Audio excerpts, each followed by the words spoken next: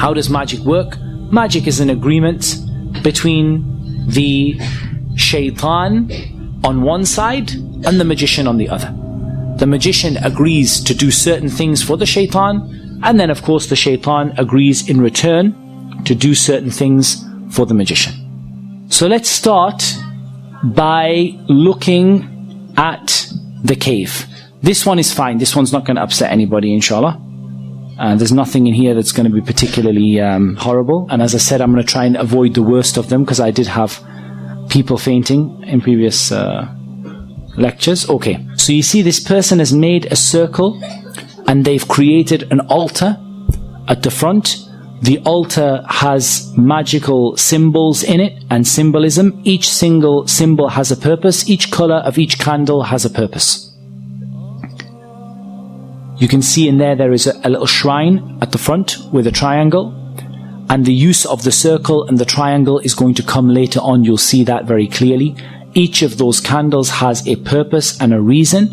And what this person would be commanded to do would be to sit inside of the circle for a prolonged period of time in a cave. And this is just showing you the cave in which the person would be sitting. They're going to a place known for the possession of the jinn, known to be isolated. They're sitting inside of that cave, and then they are going to be sitting for such a prolonged period of time, lighting the candles and beginning to mention the name of the shaitan, call upon the shaitan and invite the shaitan to come to their presence. And they would usually be asked to relieve themselves in the same circle that they sit in, and to sit in their own filth. But that's the lightest one. I thought I'd test your stomach first of all. That's the lightest one. Now let's go and have a look at what magicians do with the Quran. This is a public sewer. It's full of, waste and excrement. And they're trying to fish out something from the public sewer. And we're going to keep going. And the Shaykh, he climbs down into it. And this is what they pulled out of the public sewer.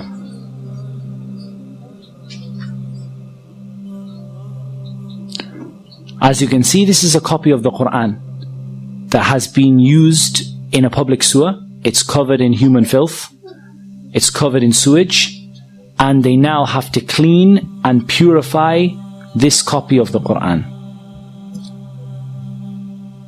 Just in case you thought that was a one-off, we'll show you another video. This one has 51 copies of the Mus'haf that have been disgraced by the magicians. As you can see, they are covered, these are all copies of the Quran. They are covered in knots.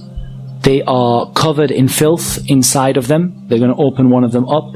They're covered in pins like voodoo dolls.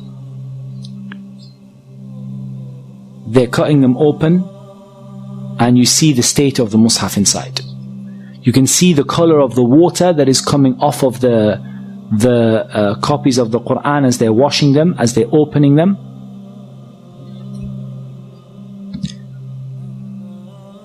And they're washing them with rose water, and they're washing them with perfume in order to remove the excrement that was on them. And they were found in a toilet, in a public sewer. 51 copies of the Mus'haf. And you can see inside the state that these masahif have been put in.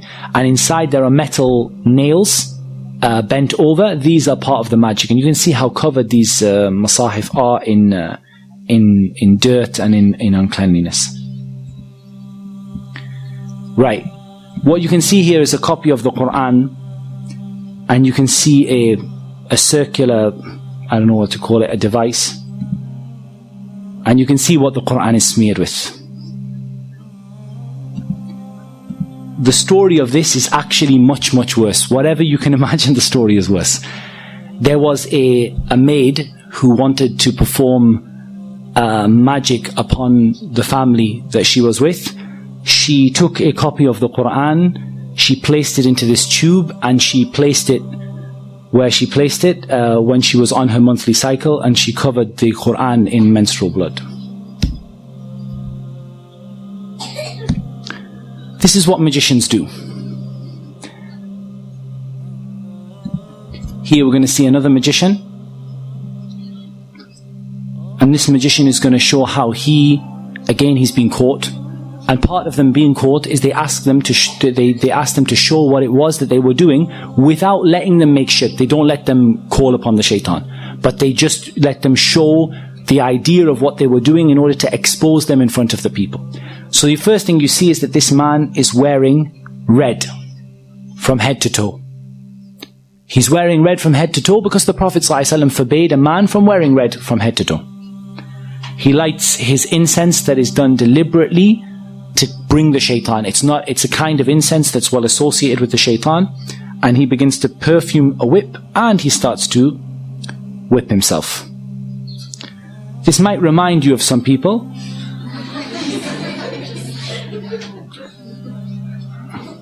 And I'll make no further comment than that. Now, what you can see there is curtains on the wall that again he has disobeyed the Prophet ﷺ by placing curtains all over the wall. And what you see here is blood stains on the curtains. Now, what he would do is he would sacrifice a rooster. The rooster that's associated with the calling of the people to the Fajr prayer. They would sacrifice a rooster to other than Allah. To sacrifice a rooster to the shaitan and then allow it to flap around the room, spreading the blood all over the walls. And then you would see what this person would do. They have some more little tools that they use. They would then lie in a position of humility and a position of lowliness, and you're going to see, and they would stay in that position calling upon the shaitan, calling upon the shaitan to appear before them, calling upon the shaitan to help them, calling upon the shaitan to aid them and to support them. And what they do is they make a contract between themselves and between the shaitan. And this contract is then placed in a number of places. And I'm going to show you some examples. This here is a bird that was confiscated from the house of a magician. And you can see stitched into its wing or onto its tail. I've got all sorts of them this one.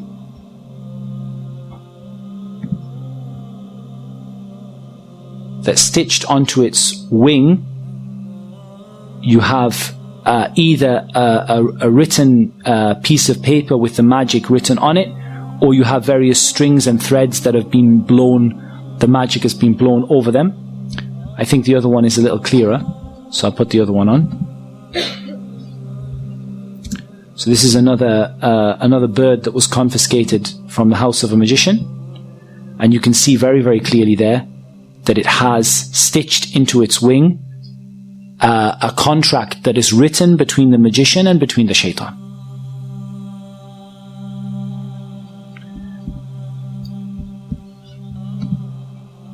You also have an example of they're burying the magic in the graves.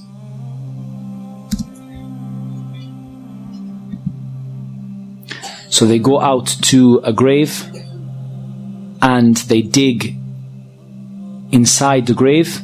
They've caught a magician, or they've been informed by a magician as to where the magic is hidden.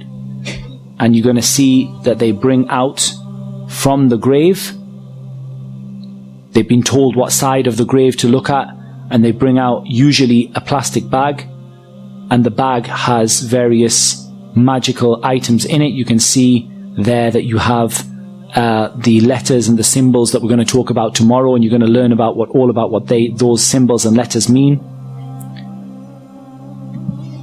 We'll show you another one that comes out of the grave.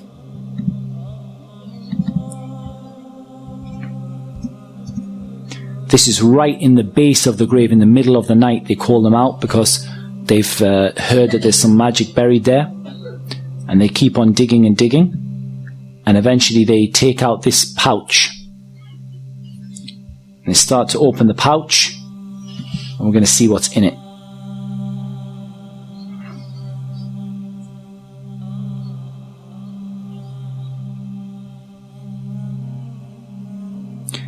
That looks like somebody's vest. Inside you have an egg which is painted or coloured red, may well be blood, and has a number of needles stuck into it. You have a tissue, a man's tissue. You have a lemon. You have the head of an animal that was sacrificed to other than Allah.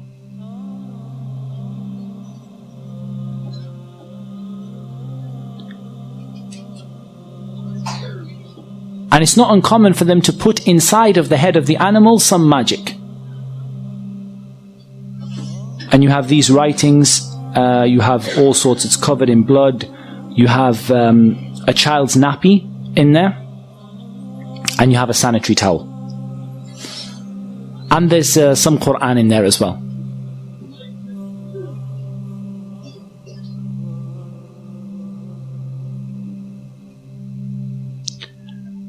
And we're going to count the number of pins. You can see in there that there are 7 pins. Okay, let's try and analyze a little bit of what we've seen. Each individual item that was put in there for a reason. Magicians don't do things at random. They do very, very evil and very horrific things, but they don't do them at random. It was put in there for a reason and an aim in order to bring the shaitan and cause a problem.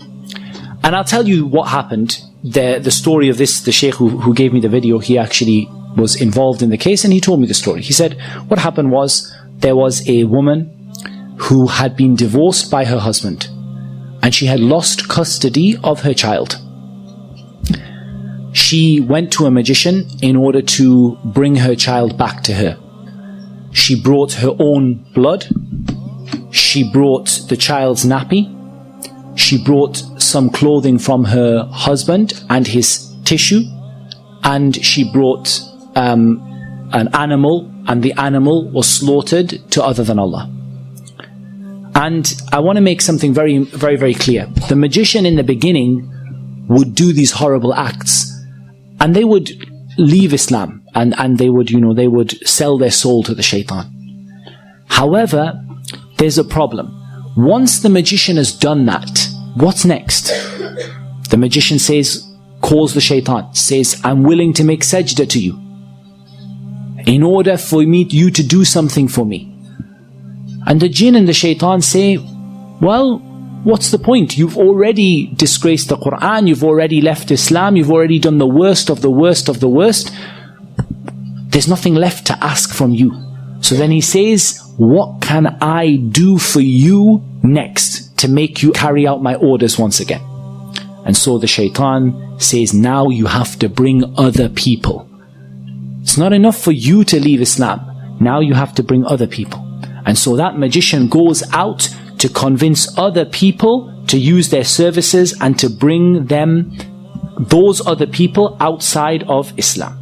And this is something that you see amongst the magicians, is that they don't simply disbelieve.